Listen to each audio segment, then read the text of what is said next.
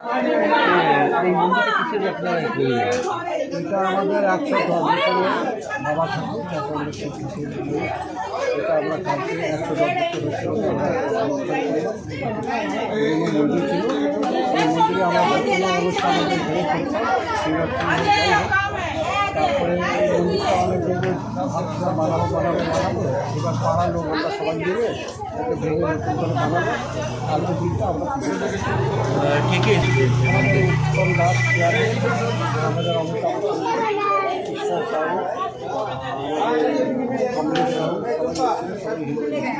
আচ্ছা, কত লোকের আপনারা একটা আয়োজন করেছেন? এই যে প্রসাদ দিচ্ছেন আপনারা এখানে 400-100 তাদের বাড়ি বাড়ি, আর এমনি একটা দিয়ে 400 বলতে আমাদের ভোগ। এরপরে আপনাদের কি হবে, মানে কাজটা কি হবে? আমরা শিরাটি একটু ভালো করে করবো, সবাই এখানকার মহিলারা হচ্ছে এবার শিরাটিতে যেন ভালো করে হয়। আমরা চাইবো যে এই আমাদের 2 নম্বর ওয়ার্ডে ভালো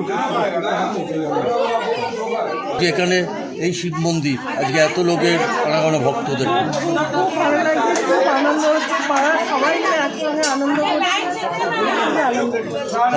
কি বলবেন কাউন্সিলর সাহেবকে, কি বলবেন?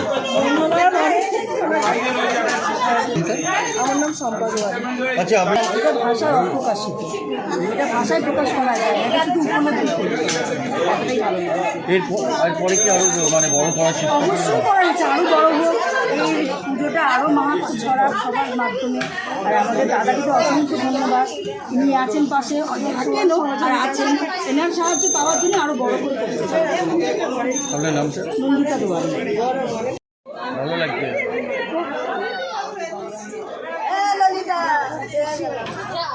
কি বলবেন কাউন্সিলর সাহেব, কিছু বলবেন?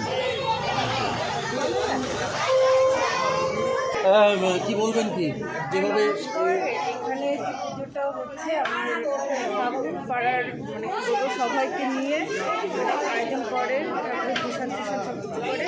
আর ভোলানাথ শুনেছি খুব জাগ্রত, তাই একটা কথাই বলবো, জয় ভোলানাথ দেব জয়।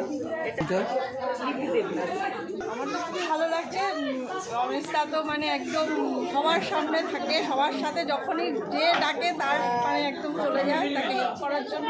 আর কিছু বলার নেই, আরও থাকবে, আমরা চাই উনি থাকুক আরও। আপনার নামটা? আমাদের সবচেয়ে বড় ঠাকুর